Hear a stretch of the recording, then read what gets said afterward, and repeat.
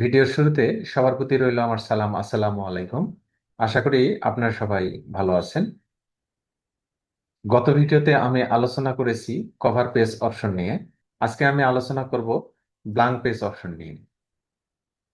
Microsoft office word ডকুমেন্টে কাজ করতে গিয়ে পেজের আহ, মাঝখানে কিভাবে ব্ল্যাঙ্ক পেজ সহজে নেওয়া যায় সেটি আজকে আমি আপনাদেরকে দেখিয়ে দেব।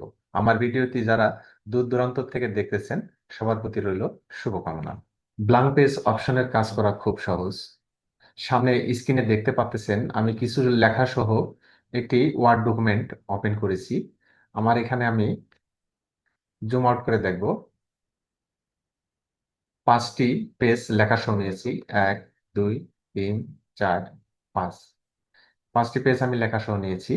আমি সামনে প্রথম পেজে ব্ল্যাঙ্ক পেজ কিভাবে নেব এবং এই লেখার মাঝখানে দ্বিতীয় পেজ অথবা তৃতীয় পেজে আমি ব্ল্যাঙ্ক পেজ কিভাবে নেব সেটি আমি আপনাদেরকে দেখিয়ে দেব।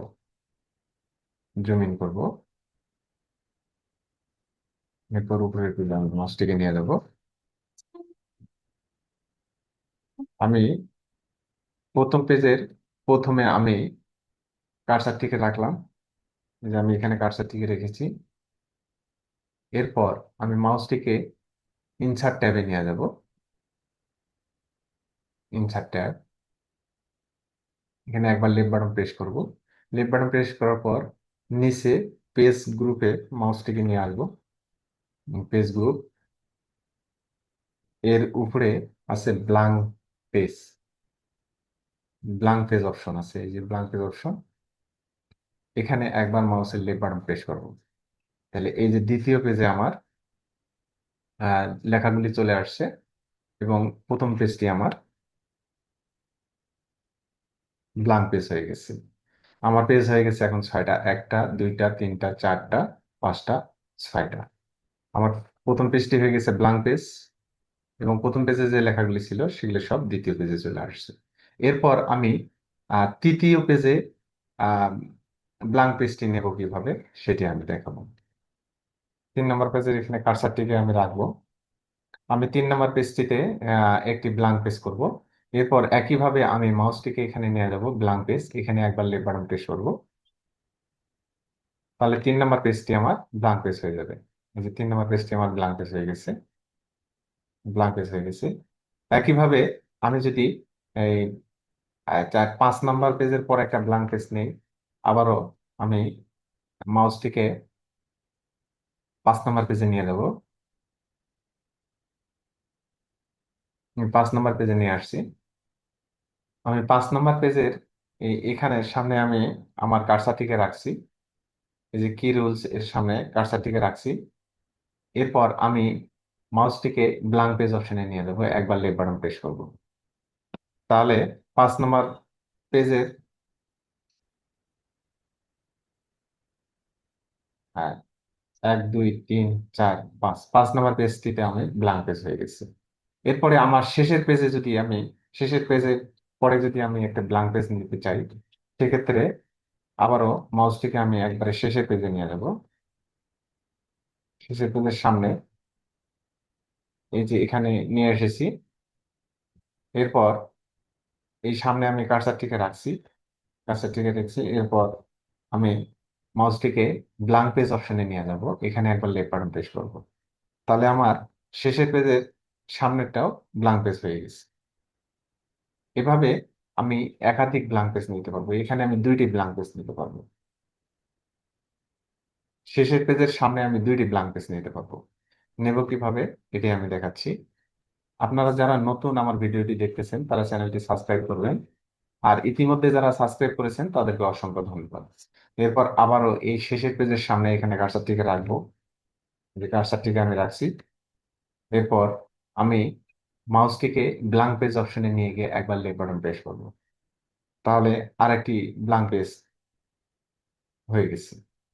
এই যে 2টি ব্ল্যাঙ্ক পেজ হয়ে গেছে।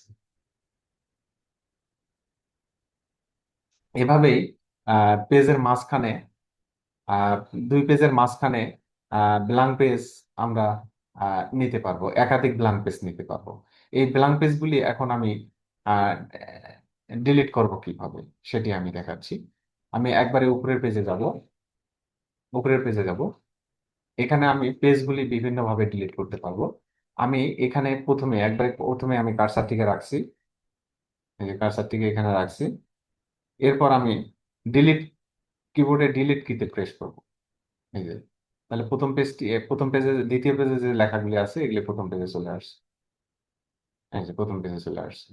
এরপর আমি দ্বিতীয় ব্ল্যাঙ্ক পেজটি ডিলিট করব কিভাবে সেটি আমি দেখাচ্ছি।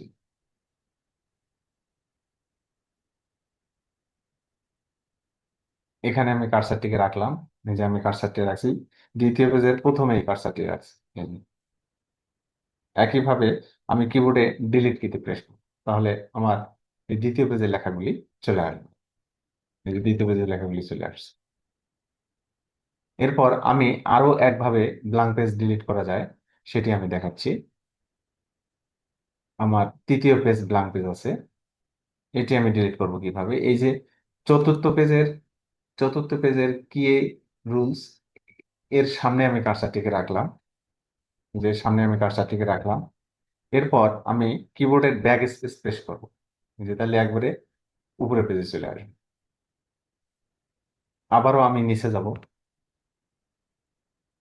হ্যাঁ, এরপর আমি এই দুটি পেজ আছে, এই দুটি পেজ ডিলিট করব কিভাবে সেটি আমি দেখাচ্ছি। এরপর নিচে আমি আসবো।